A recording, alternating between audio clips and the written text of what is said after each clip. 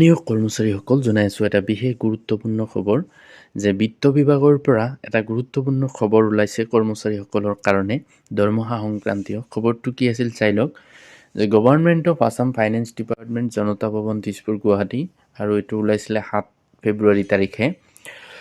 Expression of interest is invited from eligible banks, NBFCs and facilitation technology service providers for empanelment to facilitate salary advance 1 month net salary and salary credit 2 to 12 months of net salary for serving government employees of Assam.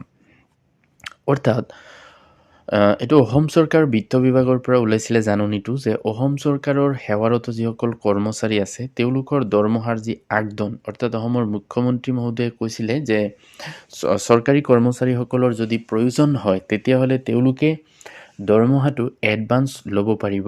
অৰ্থাৎ মাহটো শেষ হোৱাৰ পিছত আগতে দৰমহা হৈছিলে, এতিয়া যদি কোনো কৰ্মচাৰীৰ দৰকাৰ হয় মাহটো শেষ হোৱাৰ আগতেও তেওঁ দৰমহাটো ল'ব পাৰে।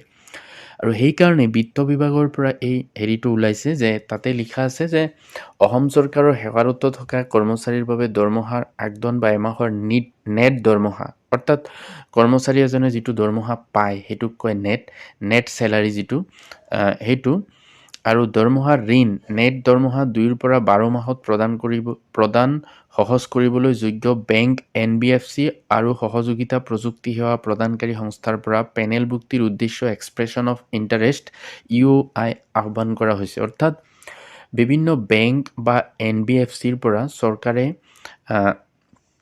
আবেদন বিচাৰিছে যে তেওঁলোকৰ যদি কোনে বেংকে এইটো কৰাৰ ক্ষেত্ৰত আগ্ৰহী তেওঁলোকে আবেদন কৰিব পাৰিব। আৰু এইটো হ'ব যে দৰমহাটো কৰ্মচাৰী এজনৰ 1 মাহৰ দৰমহা এডভান্স দিব আৰু সেইখিনি ঘূৰাই দিওঁতে 2 পৰা 12 মাহৰ ভিতৰত ঘূৰাই দিলেই হ'ল, তেনেকুৱা হ'ব।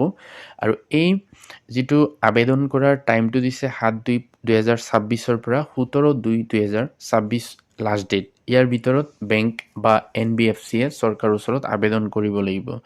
Detailed EOI document is available on the finance department website and state public procurement portal. আৰু ইয়াৰ সম্পূৰ্ণ নথি বিত্ত বিভাগৰ ৱেবছাইট আৰু ৰাজ্যিক ৰাজহুৱা ক্ৰয় পৰ্টেলত উপলব্ধ আছে।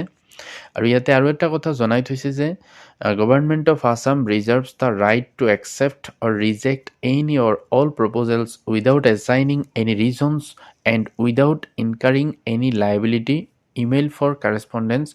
অৰ্থাৎ অসম চৰকাৰে কোনো কাৰণ নোহোৱাকৈ আৰু কোনো দায়িত্ব নলৈ যিকোনো বা সকলো প্ৰস্তাৱ গ্ৰহণ বা বাতিল কৰাৰ অধিকাৰ সংৰক্ষণ কৰি ৰাখে। অৰ্থাৎ বেংক বা NBFCয়ে চৰকাৰৰ ওচৰত যি আবেদন কৰিব এইটো কৰাৰ ক্ষেত্ৰত তেওঁলোকক চৰকাৰে ৰাখিবও পাৰে বা বাতিলো কৰিব পাৰে, এইটো চৰকাৰৰ সম্পূৰ্ণ অধিকাৰ আছে।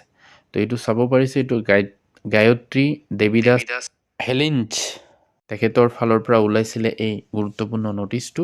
তো এইটো আছিলে কৰ্মচাৰীসকলৰ কাৰণে এটা গুৰুত্বপূৰ্ণ খবৰ যে অসম চৰকাৰৰ মাননীয় মুখ্যমন্ত্ৰী যে কৈছিলে যে কৰ্মচাৰী এজনে আগতীয়াকৈ 1 মাহৰ দৰমহা ল'ব পাৰিব, আৰু সেইটো আচলতে তেওঁ এনেকুৱাকৈ বনাব যে 2 পৰা 12 মাহৰ ভিতৰত সেইখিনি ঘূৰাই দিব লাগিব। Thank U.